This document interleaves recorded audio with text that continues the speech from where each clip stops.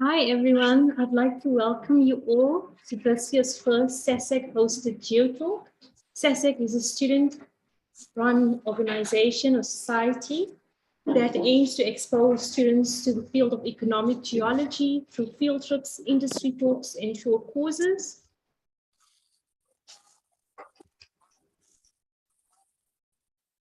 You can scan the QR code on the screen to join SASAC. The membership fee is 50 Rand. There's also a link that you can follow. An email has been sent out with regards to signing up.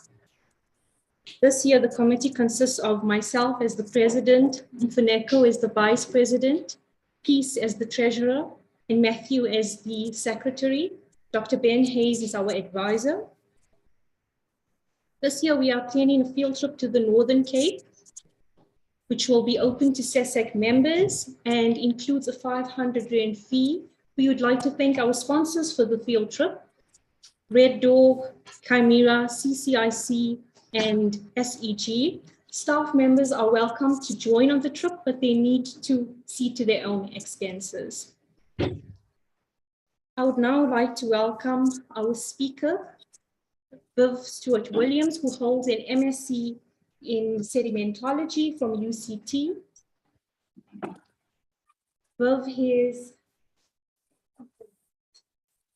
has 50 years of experience as an exploration geologist, and he has worked on a wide range of commodities, including gold, coal, uranium, and base metals. He's currently working for Deep South Resources as an exploration geologist. And over to you, Viv. You can share your screen.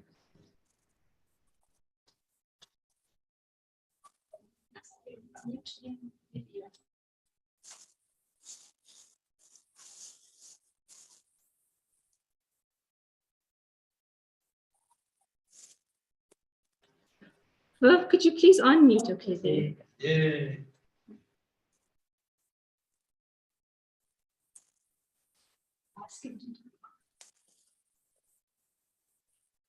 Viv, can you hear me?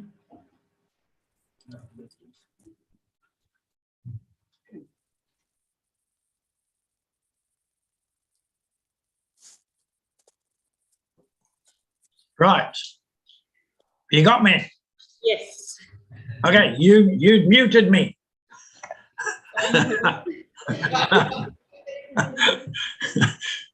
Okay, thank you there, Aisha. And I'm, even though it says Grant, I can quite clearly see it's not Grant. Okay, I don't know how many people there are there in the auditorium with you. Is there any crowd there? Yes, there is. Okay, well, hi there, guys. Thank you for listening. And this is not going to be a hardship. This is not a lecture. This is going to be basically a film show or slideshow of places that I've been to that I enjoyed. So I hope you're going to enjoy it along with me. And I see Rob Burnett is there. Hi there, Rob. I haven't seen you for about 20 years. All right. The picture that you're looking at is, I did a job in the Cameroon, which I will detail more later on.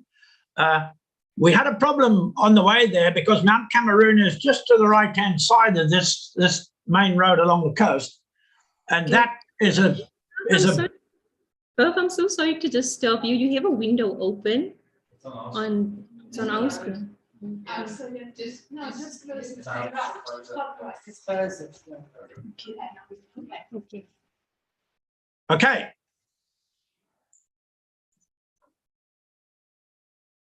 What did I do? Small actor. Let's just remove that window. Okay, can you hear me? Perfectly. You can go ahead. Sorry, go ahead. Okay, good. Anyway, as I was saying, this rather unfortunate lava flow came down from Mount Cameroon and cut the main road. It was actually still hot when we went climbing on it, although they said it had been there for about 6 months. But that's one of the risks of being a geologist, is that you do actually meet active geology on occasions. Right. Okay, a bit about me, but I think you've already had some of that. Age 71, so I'm halfway to dead. but still walking. What do they call it? Walking dead. I started work in Zimbabwe and Namibia. Worked for JCI for 5 years before going to Cape Town to do my degree. Finished my MSc in 1981. Worked as a senior geologist at JCI, then moved to Namibia as a consultant with Parkman, where I was general manager actually of an engineering group. But we did a lot of geological work, including for CDE, which was the Center for the Development of Enterprise. It was CDI, Center for the Development of Industry. And then I moved to South Africa and started as a director with VP3, a consulting firm here in Cape Town. And altogether, I've worked in 45 countries. This was one of the places that we stayed some years back. This is Uzbekistan. It's a little village high up in the Pamirs. Okay, you guys now in 2022 have some big advantages over us. When I did my MSc in 1981, we had no VDUs, visual display units, on our computers. Everything that we did was done on card feeders. I don't know if you've ever seen them, but you used to see these guys walking along with thousands of cards held together with rubber bands. And that was how I did my geostats for my MSc thesis. So I also had to write my own programs. There was no such thing as an app. We had GW Basic, and I had a 56K shot, 56K, big time.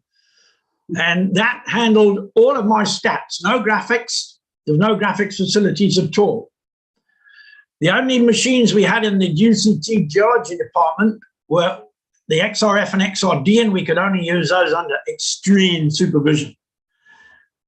Much of the equipment that you guys take for granted wasn't available. GPS, I met my first GPS in about early 1990s, and that was the size of a small suitcase. So things have changed enormously between when I did my degree 40 odd years ago and the way you guys are doing your degrees now. All right, just a little anecdote.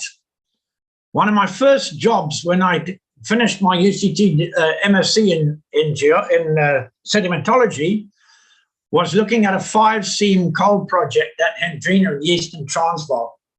And I'd spent more than a year drilling, logging, and geologically modeling with Muscadese. Now, Muscadese was horrible. It was one of these programs that wasn't a program. It was 50 or 100 different programs. And each thing you wanted to do differently, you had to run a different program to make it work. We did a 2-week training course on Muscadese full-time, including going late into the evenings. And by the time we'd finished 2 weeks, none of us knew how to use Muscadese.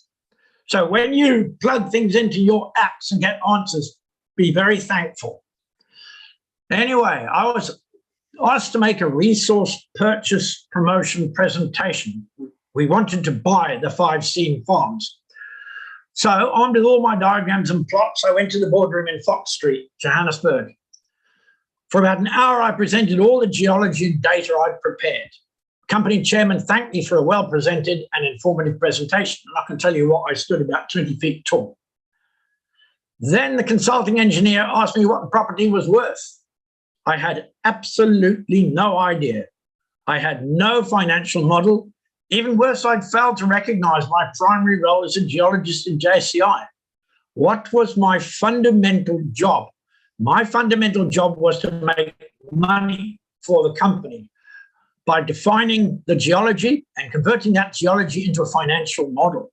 So know what your client audience wants and have it ready. It's really important. And one thing many geologists do, they leave university, they're really good on all of their minerals and structure and metamorphism and igneous geology and what, but they actually haven't got any practical experience. So just think to yourself, what does my client or my audience want, and have it ready. All right, that's my bullshit finished. Now we're going to have a look at some projects. Afghanistan, 1998. I was asked by a British bank to do a survey of some Taliban identified projects. So we flew Dubai, and then from Dubai to Kabul, Ariane Airways. And what we were looking for was a copper project and a chrome seam. We were asked to investigate these two specifically. My visit was just after the Russians had left and not too long before the Americans moved in. It was a bit hectic. When we arrived there, the airplane landed on the airstrip, and the pilot had already warned me. I was actually in the radio operator seat, because they don't, the fourth seat in the cockpit, because they don't run a radio operator, because guys would track them and fire missiles at the aircraft. So I had the pleasure of the fourth seat. Well, we landed on the airstrip at Kabul. The guy said to me, "We're not going to taxi, we just climb out."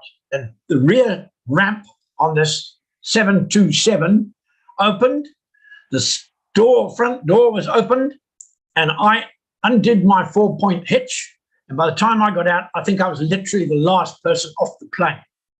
So it was serious. They were likely to be shelled from the adjacent hills around Kabul.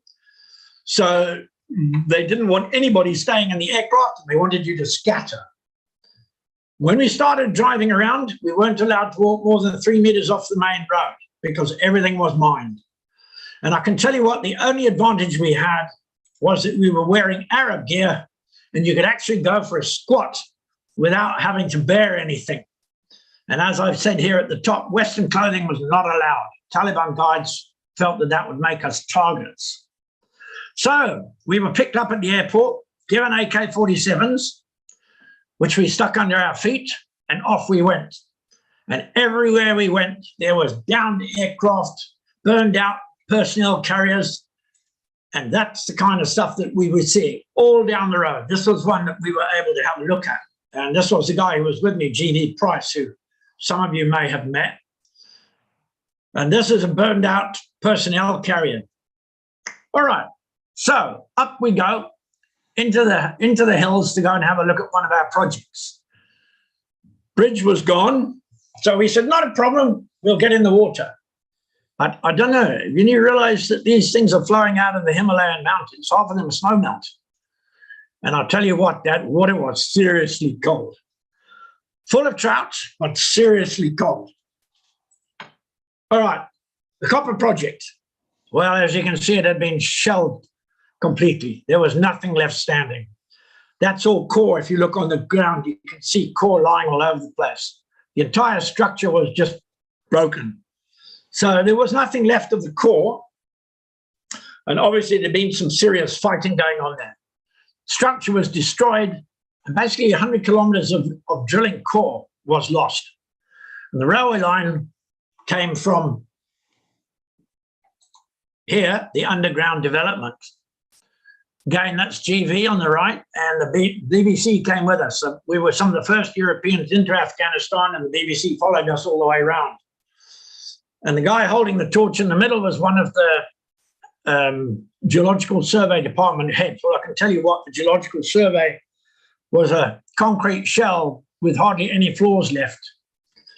The copper is dominantly chalcopyrite, and our interpretation was that this was a volcanogenic massive sulfide. But there's certainly a lot of copper. Unfortunately, as you can see, everything is black, and that's because the Taliban during the war had hidden in the tunnels, and the Russians had burned them out. With the end result that everything was black, and it was almost impossible to see any geology. The copper, the chrome seam, this is the chrome seam, was artisanally worked. They would stack the ore was stacked on the sides. Seam is directly underneath our feet here. And they would go to this scale here, and it was simply a beam with a weight on the end, and they would sell the material by weight. So frankly, it was a very small project and not particularly interesting. What did we recommend the British Bank to do? So that's why I've got decisions. We left Afghanistan via Kandahar, which is south of Kabul. And when we were there, we stayed at the Kandahar Red Crescent offices, and we climbed up on the offices to have a look see what we could see from the roof because there were walls all the way around. And adjacent to that Red Crescent office were kilometers of pipelines, crated switchgears, crated pump station equipment. Quite clearly, someone was going to build a very big pipeline project. The end result was we recommended to the bank that both projects be ignored, as we were convinced that the Americans were coming. And I put it, were coming in italics because we didn't have any idea how soon it would be. Within 6 months of our leaving, the Americans invaded Afghanistan.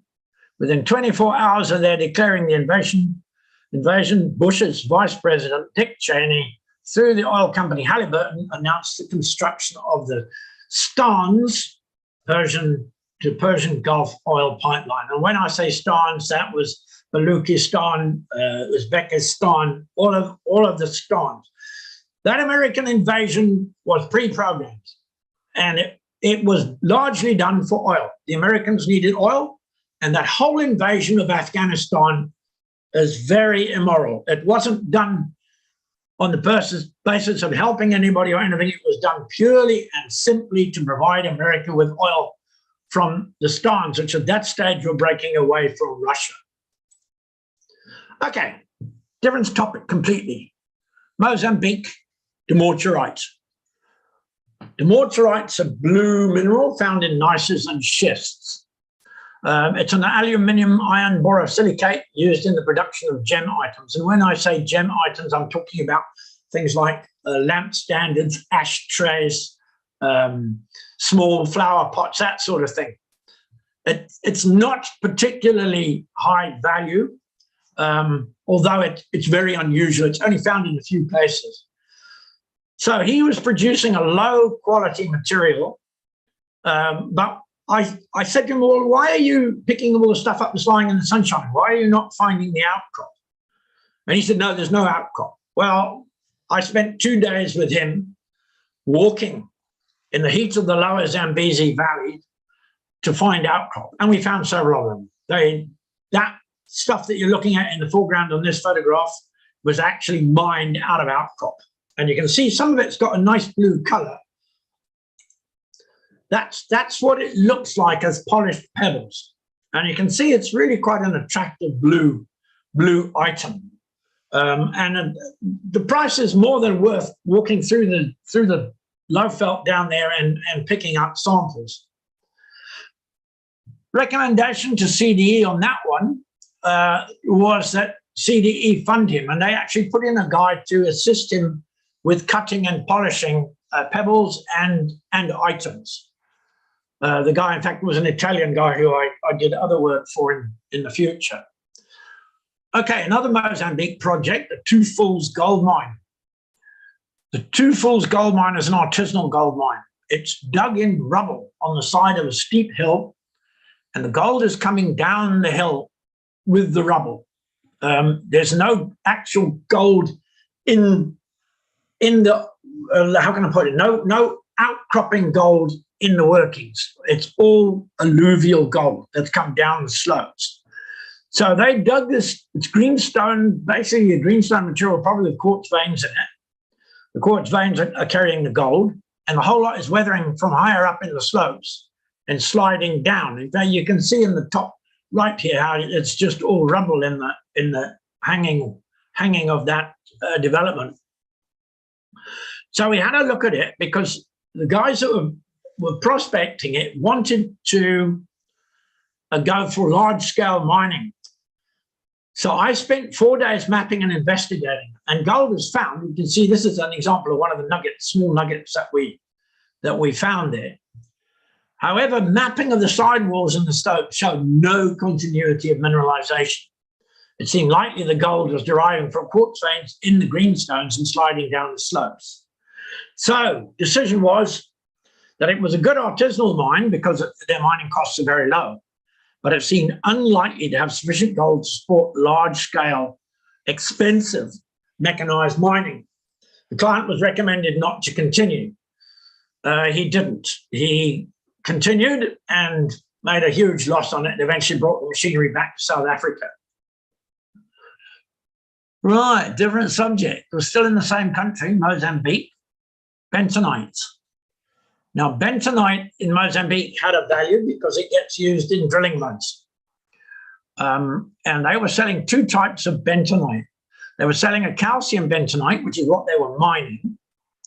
And in fact, my wife is sitting beside me here. You can, in this photograph here, that's my wife standing in the pit at Bawani. Now, I went there on several occasions and had various bits of mapping and looking at product and putting together sales brochures and so on. One of the things that we recommended that they do was actually add sodium to their calcium bentonite. You get a calcium sodium exchange, and the sodium bentonite then becomes an active bentonite. And it's much more useful because it will actually take on other cations. So they then started coral, which was an activated bentonite rather than a straight calcium bentonite. And this is part of the brochure that we put together for them on behalf of CDE. CDE funded the brochure, and the brochure was made for CDM, which was the company that was actually operating Bawani Bentonite. So that was an interesting project. As I said, I went back there backwards and forwards there several times. On the one occasion, I had my wife with me, and she went and fell in the shower and sliced her arm. And you have no idea what arriving down at reception with a towel full of blood does to the reception. They operated incredibly fast. And within a few minutes, we had a car going off to the local clinic. And that was an interesting experience. But where did the guy come from? He was Cuban. Yeah, Cuban doctor. You never know. Let me close that one there. Okay. Different country, Angola. Caquito tar sands. Now, I think this is one of the most spectacular outcrops I've ever been to. This is the onshore equivalent of the offshore oil fields. You can see that you're dealing with marine sandstones, limestones. But the tar is actually physically bubbling out of the rock and running down the rock. And on the quarry floor to the left of the guy standing there, you can actually hear the gases hissing out of the ground and little bubbles of tar blowing out. The amount of tar and gas in there is spectacular. The photograph doesn't do it justice. This is just part of one of the old sidewalls of the quarry. And what they were doing, they were taking the tar, well, the Portuguese were taking the stuff, the sandy tar, the tar sand, and they were crushing it up so that it was universally mixed together and then rolling it on the ground. And many of the Portuguese Angolan roads were made of these tar sands. One of the best examples of that tar sand was actually the runway at Angola. That whole 3-kilometer runway was built of tar sand, rolled tar sand. And it lasted for many, many years before, in fact, it got destroyed, largely destroyed during the war. All right, so what they decided to do at Caquito, at the tar sands, was reopen the project because it had been closed during the war when it was too difficult to mine, it was too risky to mine. So they purchased a very large machine that's got a big cutter underneath. Under there, there's a big tungsten toothed cutter that cuts the stuff up and then gets milled inside here and rejected out of here, where you can load it into a truck or whatever. You also have the facility for loading material onto the top through the trap here with a loader. So what they were doing was taking the material, milling it. This is a milled stuff. And then they used it more for driveways than anything else. But in Angolan driveways, you can build them very cheaply and very easily, simply by loading that stuff onto the ground, spreading it out and rolling it. So I was there for the commissioning of that machine. I was a bit skeptical, but it actually worked fine. And it was a good idea for a new industry. While we're on the subject, notice the trees in the background. These are baobabs, And these things are euphorbias. And that part of the coast has hundreds and hundreds of these euphorbia trees. They grow wild all over the place. Right, different place. Angola, Lubongo. I went there to go and look at black granites. And this road I was taken to see. This is the main road going from Lubongo. Lubongo's a bit low, so you go up onto the escarpment and then you go down the escarpment, and it's a long way. I think it's something like 1,000 meters that you go down that hairpin road. I mean, maybe some of you have done it. It's very, very spectacular. It goes from Lubongo all the way down to Lobito. And I stood on the edge where the photograph was taken from, and I was talking to the guys, and they said to me, "Oh, this was built by a woman." And eventually a story came out that a whole bunch of engineers had put together different proposals for the route for this highway.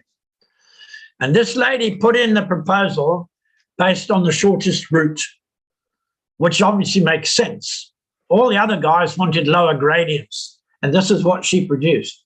She produced, I think there are 27 hairpins going down from Lubongo to Lobito. It's a spectacular road, and it makes going through to Lobito relatively easy. But why was I there? Black granite. This is a black granite quarry. Now, I'm sure some of you are familiar with the technique, but what you do, you have a machine at the left here with a drum, and the cable goes around the drum, and the cable goes all the way over the top of the rock, all the way down a drill hole, and back along a horizontal drill hole along the floor.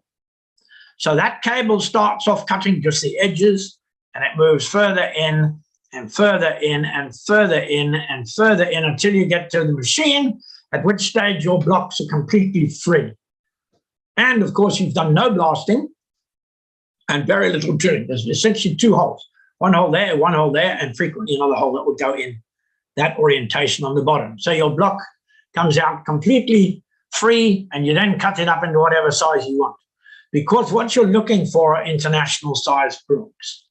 An international sized box are about 15 tons. They are huge. And South Africa produces almost none because their granite is very flawed. If you look at this photograph, you can see there's virtually no flooring at all. No dikes, no joints, no epithetized cracks, nothing. It's a beautiful, solid material. And that's what you want, because that material in big blocks lets you generate big slabs. And I don't know if some of you have been watching the Block, the TV program, The Block, but when they do their kitchen tops and their countertops and so on, you need a very big piece of rock. And that big piece of rock can only come out of a very large slab. That's more what these quarries look like. They're a bit messy. But you can see where some of the blocks have been cut with drills. These, for example, are drill cut. These in the back here have been drilled out. These have been cut with wire cutters. These are wire cutter faces. What they normally do where they have a problem, they drill and split the blocks out of the way. And then when they've got the good material, they then go back to the diamond cutter. So blocks are transported generally on flatbeds and then loaded into containers and shipped internationally in containers. And as you can see what a typical quarry looks like, you can see they've got multiple levels. This is one level on the top there behind the crane. You can see where they've dumped soil.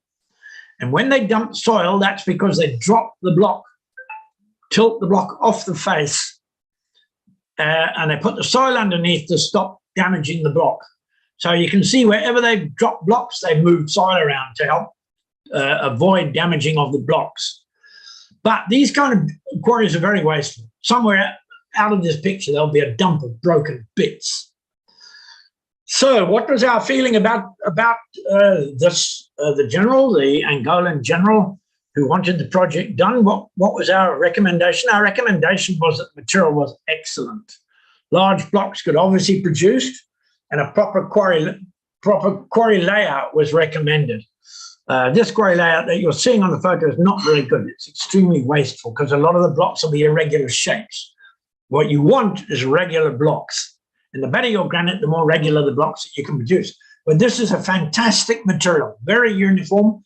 Just looking at this, you can see there are no flaws, no faults, no green zones, nothing. It's actually brilliant material. Same country. Let's maybe can we get rid of that? Okay, don't worry. Right, we think we went back one, didn't we? Yeah, right, Benguela. Just south of Lobito, north of Lobito, south of Lobito. It's not too far north of the Namibian border. This was a very quick project looking at diatomite. And I spent about 2 weeks in Lobito. These are coastal lagoons. They're not that old. The material is plastic still. So we're not talking about lithified material. These are basically unlithified lagoon sediments, and thick, 20, 30 meters in places. You can see on the right-hand side just how deep these sections are. And the diatomite is a silica skeleton from a planktonic animal. And diatoms, I'm sure some of you have heard of diatomaceous earth. And what is it used for? It's generally used for filtering. All the beer that gets consumed by some of you is diatom filtered. And the idea was that these guys wanted to produce a cheap diatomite. Unfortunately, this material was not good enough. It has too much clay. Probably rivers are flowing into the lagoons.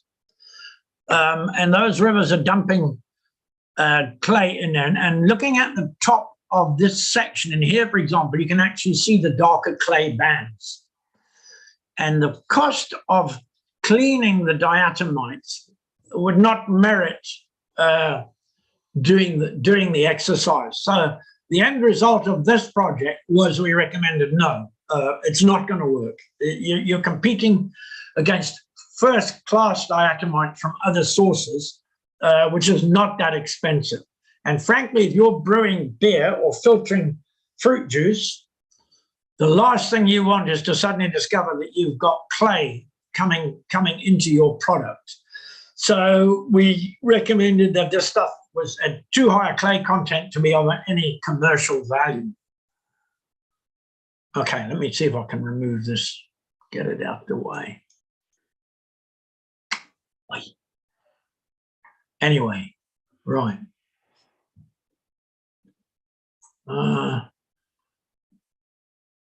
Put it down there for now. Okay, cement. This is a quarry that I was asked to look at. Now, these guys were going to import clinker from India. And clinker is raw, unmilled cement. It's got none of the additives. It's just the basic material, which you can then add additives to.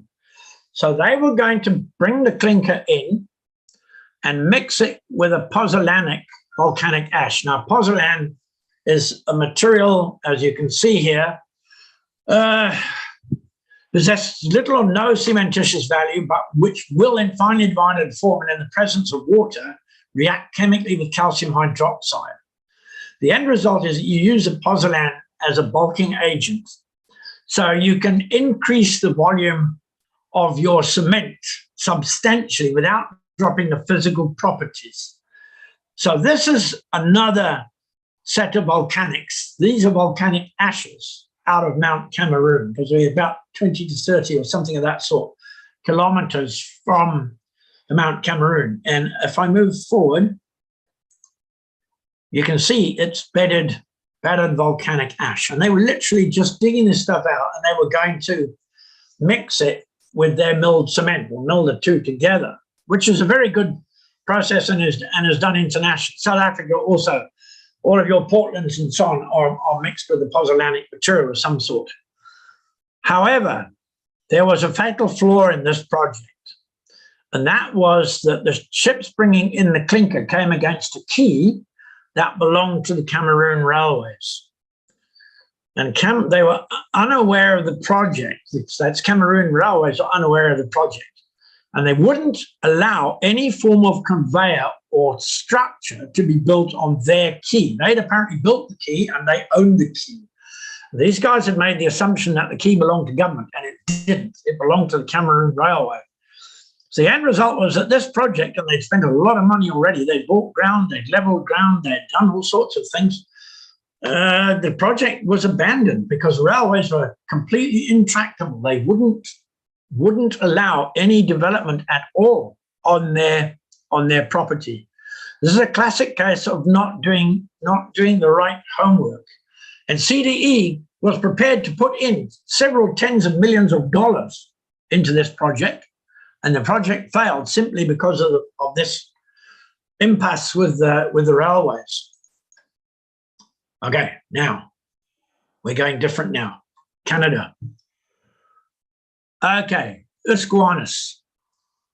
Usquanis is, if I said just south of Hudson Bay on the Quebec side, you pretty much got it. We had a drilling team there of about 30 guys. We were doing drilling, we were doing sampling, logging, whatever. And we were looking for Rossing type uranium, i.e. uranium with a high thorium content. But, and I read the last paragraph, it transpired that the promoters from whom the project had been purchased were looking for Athabasca unconformity type uranium, which is low thorium. Conversely, Rossing type is high thorium. Therefore, the initial target selection had been wrong. And that just gives you some idea how bloody cold this place gets. It actually went down to -28 the day I left. And you don't think about it. You all dress nice and warm. But then when you pull your rods off to go and sit on the toilet, if not careful, any skin moisture literally freezes to the seat. So when you go north, far north, just remember that. All right, this is our office. Now, note the core laid out on the tables here and under here, and ask yourself why the core is laid out there. Well, I'll tell you right why, because when I first started logging, I made the stupid mistake of picking a piece off. It came in from the helicopters, so it was an ambient outside temperature, which on that day was about -18. I put my tongue on this core to lick it, and I can tell you what, it's a very bad plan. Fortunately, we had a large bucket beside the heater because we tried to humidify the air. And we had this large bucket, and I splashed water on my face and tongue and whatever, but don't do it. It's not a good plan. Okay, so we had to start from scratch. We did our drilling, we built the core sheds, we built several core sheds. And everything was flown out on an Otter, which is an aircraft. And I'll just quickly go, that was in fact the Otter in question. Very old, they've all built before 1960, so every one of them is about 50+ years old. But you must know what these guys load in these things. They are quite incredible. So we started off with nothing. Initially we had the Otter, which we used for bringing equipment in. Once we got that, we then had a little Robinson helicopter to do the initial field work. And then we subsequently replaced that with the Eurocopter. And you have no idea how powerful those things are. When they're loaded with complete drill rigs, that thing, plus all the drill rods, plus whatever, and that Eurocopter, or the Boeing equivalent, just lifts it right up into the air. And every day we had drill rigs to move because we were only drilling shallow holes, 100-meter holes. And we had all the core, and when these guys go out, they have to take a safety hut with them, which is 2 beds and food and heater and whatever, because if the helicopter can't fly, no flies, such as blizzards or helicopter failure, they might have to stay out there for 2 or 3 days. And if this is midwinter and the temperature is minus 40, you don't survive very long. So these guys work 12-hour shifts, and if the weather closes in, they can end up sitting for 3 days or even 4 days in their little hut. But I'll tell you what, to keep up with them, the geologist really grafts. All right, now,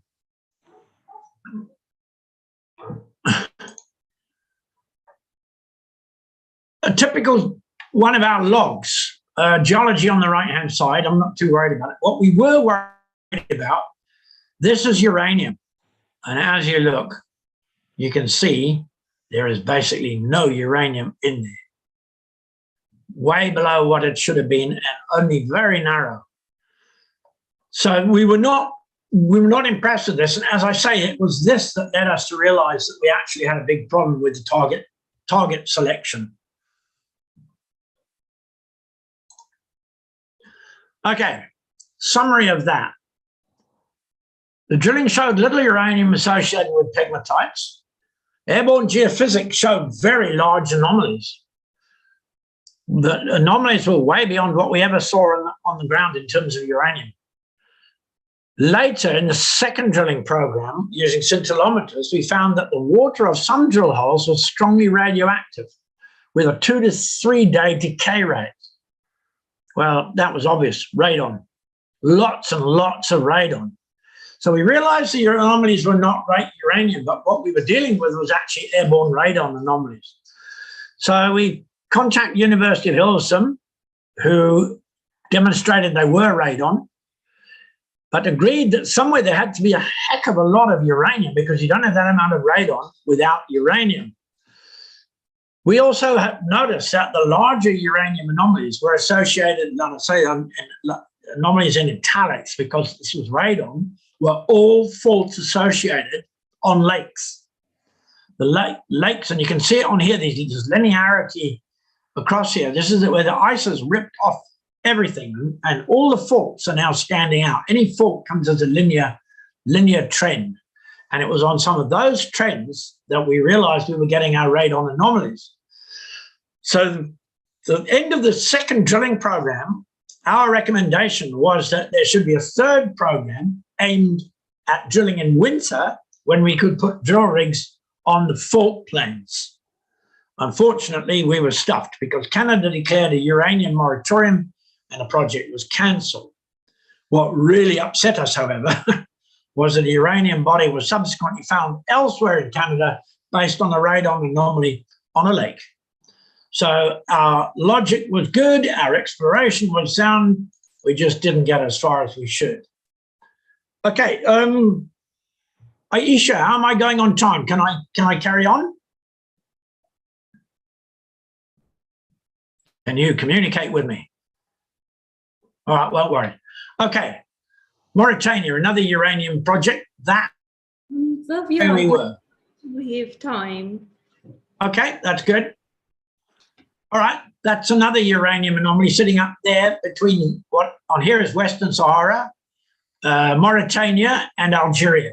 And we were on that permit 278, where there had been a government uranium survey done, uranium, thorium, potassium, I think it was a basic survey anyway, had been done and identified that area as an important area. That's the access, part of the access to 278. It's literally driving at 120 kilometers an hour across absolutely flat desert.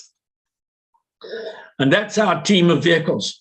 I think there were 8 vehicles in total, but you may not see them all on there. And those included 10 goats, because that was going to be our, other than massive boxes of tuna, that was going to be our protein, was the 10 goats. And there were a lot of guys there because this was supporting a drilling program. Okay, the target was this one here. That was anomaly J, which was on initial and early fieldwork had been decided to be the key anomaly. Right, anomaly J was drilled. Inclined holes, shallow holes, only to about 30 meters. But once again, notice the horizon. There are no hills, nothing. You can literally stand there and look flat in 360 degrees. It's a place that's very easy to get lost because there is enough topography that you lose the horizon, but not enough topography that you can say, oh, there's the hill. So you need to be careful when you're working in it. And we actually always set ourselves, if we went in a vehicle and we stopped to go around looking at rocks, we would always take the GPS with us and set the vehicle position before we went walking. That was what we found at Anomaly J. That's a carnotite in a chalcedony, in a silica. Looking at it, we felt it was fault associated. It clearly was a linear feature. Drilling suggested that it only went down 2 or 3 meters, that it was very shallow. Our belief was that we were looking at fluids coming up the fault plane and evaporating, and the uranium was in solution in those fluids, and the uranium was being deposited at surface in the top 2 or 3 meters. The small scale, the type of mineralization, we recommended that that project be abandoned. Okay, Tanzania Gold. CDE funded a look at artisanal workers. I won't go into it in detail, but we actually studied a lot of these guys. You can see that there, for example, is a pump and a pipeline, and they were pumping water up somewhere up here, and then they were using that to flow down through a screen. And they were getting gold, but the volumes were small, and the decision was that this would be a difficult project to fund. So although the Tanzanian government wanted to assist these miners, consensus opinion was that it would be difficult without the miners forming some form of cooperative. So that became the first part of the process, was actually to get the local guys to form a cooperative, which in fact they did, and then the Tanzanian government put money in. Okay, a couple more to look at. Consender, copper mine. DRC, Democratic Republic of Congo. Consender was a mine that I was, in theory, the head honcho on the geological side, but it somehow never seemed to work because we never seemed to ever have any money. So the mine Consender had been run by a Japanese and Canadian company, and that had then been nationalized by the DRC government. The end result was that they overmined their underground workings.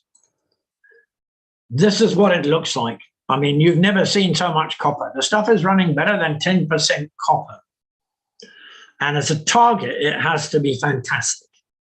But everything was stuffed. I'm not going into details, but you can see that the photograph doesn't really show it, but there's a faulting everywhere. Everything is broken. All these bits of metal and so on hanging out are largely because they've been collapsed.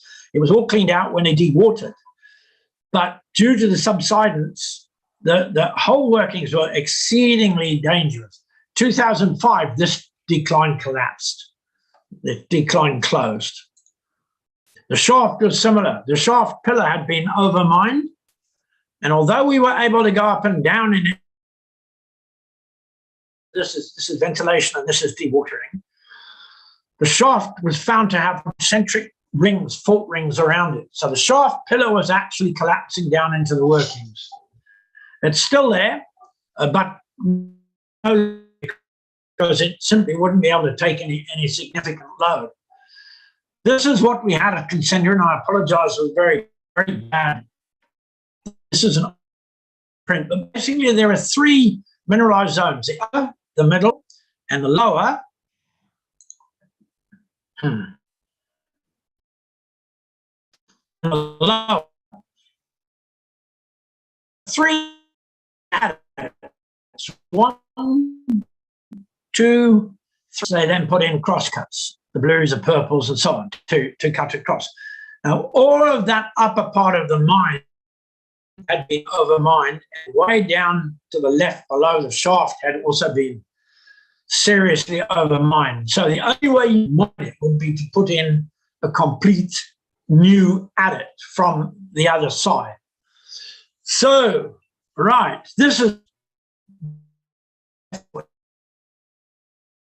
a submarine engine, Second World submarine engine, and so was that one. It was a U-boat that sunk at Stockholm. The guys salvaged the engines, took them up to Consender in the DRC and put them in and used them to produce the power for the mine. Okay, decision, project was good. More than sufficient resource and access to the ore could have been re-established. Project failed because the mineral rights owner found that the engineer supplied by our client was not properly qualified. Essentially, the mineral rights owner negated the existing contract. Property is now being mined via a new decline by someone else. All right, finally, fossils. And I know some of you will like fossils. This is Dwyka. And Aisha knows the area well. These are from Hyde. These are Criziana that we found at Hyde. And you can see this is Criziana, this is Criziana. And what it is a trilobite. It's a trilobite moving from the top to the bottom, digging through the mud, foraging the surface. This is also from almost identical area. These are stromatolites. These are stromatolites lower Dwyka, very close to the basement. These are a lot of these are rocks that actually Dwyka, but these are stromatolites. I'm sure you know what stromatolites are. Stromatolites are algal domes, and you can actually see a lot of the algal structures still preserved in the top part of the dome. Just to give you an idea of the scale of them, 1, 2, 3, 4, 5, 6, and so it goes. They are many. They are very, very numerous. The distribution and the way they're sitting in one layer is very similar to those of you who may know Shark Bay in Australia, which is the only place where we currently have stromatolites, active live stromatolites. These are algal fronds. Again, same area. So what it's telling us is we had a lot of fauna and plants, flora, growing right at the base of the Dwyka on the basement. These things need a hold fast. They need a rock or a piece of the basement to actually latch onto, but you can see how many there are. This is very, very thick algal growth. And these are fronds. You've got the scale there, so we're talking 30 centimeter long fronds, even a bit more. So this would be an area I think that at some stage in the future probably merits some really detailed fossil work to be done on it. Okay, thank you for your patience and interest. I hope that some of you found it of interest. I will stop sharing. So thank you there, Aisha.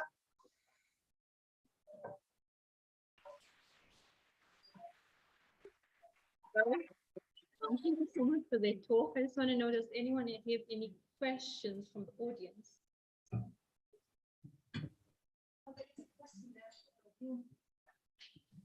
There is a question now from you. Maybe I ask you to unmute yourself, you. All right. Okay. Can you hear me? I can hear you. Okay, cool.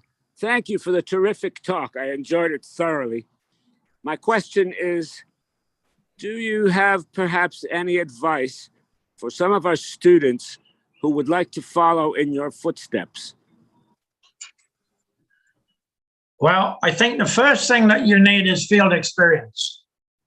I think as a consultant, you probably need to work for one of the better companies, or if you want to be a consultant, you need to work for one of the better consulting companies and go through a number of projects, because the key thing that you need is field acumen. You have got to be able to see things in the field. And my experience is that most guys coming out of university are very good on minerals and very good on structure, but they don't always necessarily see the geology that's in front of them.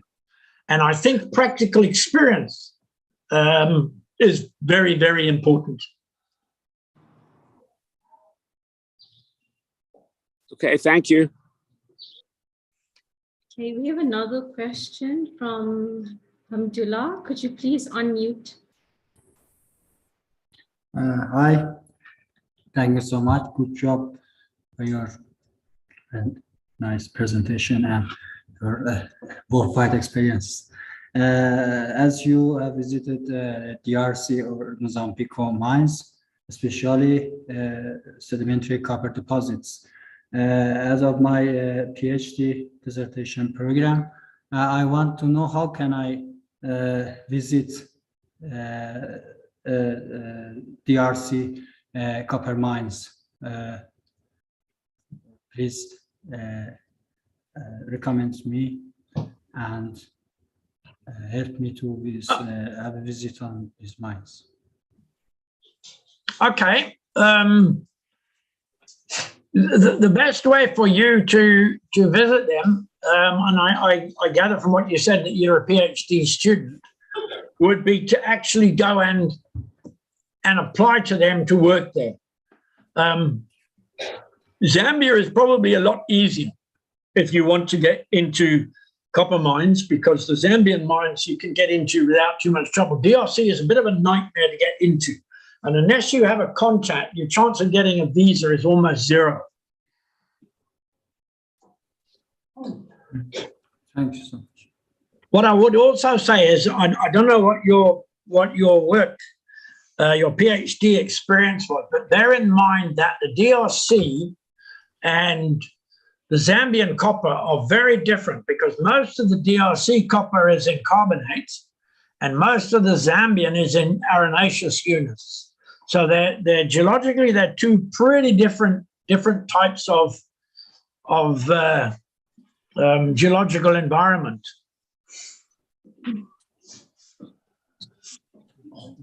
Hey, Viv, that was great. I have two questions. One was on that note, like it seems like yeah, there's a distinct difference between the conglomerate or dimictite hosted deposits and then, like you said, like the carbonate. Like it, you know, is there anything? Is there any kind of rule of thumb controlling that, or it's a simple kind of geological process, or it was very, very complicated? And then Look, the second, what I would suggest to you is that I think Aisha's got my email. Drop me an email and I can send you one of the current papers on it, which pretty well explains exactly what the issue is, because you're dealing with an environment that's loaded with copper, and what you have to have is an environment that will cause that copper to precipitate out, be it going into seawater and meeting sulfate, be it that it's meeting groundwater that's got a different pH, be it whatever. So there are a whole bunch of different models for the and I use precipitation in italics, for the precipitation of the copper. So if you drop me an email, there's a current paper, I think it's 2015, and I can't remember the title, but it's actually well worth reading. It goes through all of that and gives you all of the examples of different models. and sorry, and then Viv, the one other thing I was going to ask was those fossils that you showed at the end. Are those fossils within the Dwyka, or are those like Nama group? No, these are Dwyka. So they're where they come from, we only have the Dwyka. The Nama is lower in the succession, and we don't see it where those fossils come from. So these are fossils that were in the muds and the silts right on the Dwyka contact, Dwyka basement contact. That's Orange River Group in that particular place. That's very cool. Yeah. Yeah, it is. We're hoping that someone will come and have a look. Hi Viv, just a quick question. You showed some locations of quarries in Angola of so-called black granite. Yep. That to me looks like anorthosites of the Consender complex. Do you know the locations of where those quarries? Yes, it's north of Lubungo, and it's not an anorthosite. It is actually, well, they call it granite. It probably isn't a granite if you're going to be technical, but these are all north of Lubungo.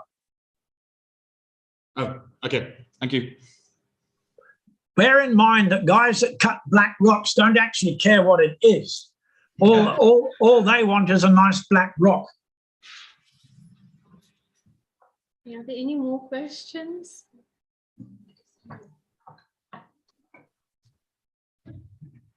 Lou, you can go ahead. Yes, okay, thanks. I was a little puzzled about your uranium story, where you seem to be very interested in extracting uranium that had a lot of thorium in it. I really don't know what that might be used for. I would have thought that the purer the uranium is, the better for making things like bombs and stuff like that. A very good question, and you're quite right to pick me out on that one. The problem was that the original projects were identified on the basis of uranium as mined in Athabasca. And Athabasca is unconformity uranium, so it's uranium that's been into solution and then reprecipitated within the overlying sediments. So the thorium does not carry across. You have a much higher uranium-thorium ratio in Athabasca to what you have in Rossing. The Rossing style comes straight out of the pegmatites and is mined as it comes out of the hard rock. So you pick up all of the thorium. So it's not a question of the wanting the thorium, it's the fact that on a Rossing type Alaskite pegmatite, you get the thorium. So when we were looking for the anomalies, they had actually screened out most of our Alaskite anomalies because they'd said, no, they've got too high thorium. If that makes sense to you. Yes, thank you. Okay, thank you so much, Vervin. Thank you, everyone, for attending online and in person. Thank you. Sorry, I think, Aisha, someone came up with a comment on the screen that I was too slow to get. I don't know if you've got those there.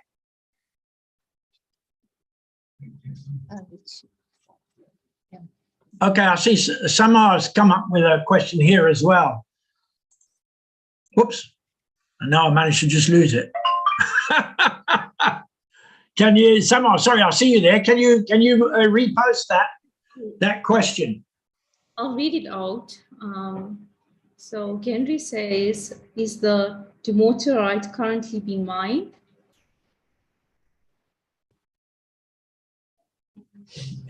Okay, I've got it on the side here. What I've got is industry versus academia. If you start from the beginning, would you choose working in academia, getting a PhD and do research? All right, let me express my personal viewpoint, and I put that very carefully. It's my viewpoint. When you do a PhD, you do generally a very specific subject. And I had friends of mine who did PhDs on things like the Rustenburg and the platinum mines, and they never saw another thing other than platinum and norites. And I made the decision early on that I didn't want to do that. I would much rather be a consultant and do multiple different projects. I did sedimentology because I loved sedimentology. I think it's something that I could easily understand. You can see the processes happening in the rocks. Academia, I thought a lot about doing it, and I was asked to do my PhD at Cape Town. But it wasn't practical at the time, and I couldn't get anybody to fund it, which was vitally important to me at that stage. But I'm not sorry that I didn't do my PhD. I think a PhD in some ways is very good, and it involves more work than an MSc, but I think in some ways, if you're not careful, it can close doors. Anyway, Samar, that's my personal viewpoint on it. Okay, but then there's another question in the chat. Henry asks, is the De Mortarite currently being mined? Okay, Henry, that was the one that I was that popped up earlier. To the best of my knowledge, yes, it is. The guy that did it was funded by the CDE to actually open up bigger scale mining, and they helped him market the stuff in Europe. So my belief would be that, yes, they probably are. We found a lot. The resources are quite large and narrow veins, 1-2 meter wide, but the veins are quite long. And there were quite a lot of them once you started recognizing it. So my belief would be that, yes, it is still mined in De Mortarites, in Mozambique. It's certainly mined in several other places worldwide as well. I see Robert Smith. Yes. Okay, I see he said, is it possible to get a location for the Dwyka fossil? Yes, but I would only be interested in giving locations to someone who's going to be doing it on an academic basis. We've made a careful point of not allowing people in there just to sneak fossils out.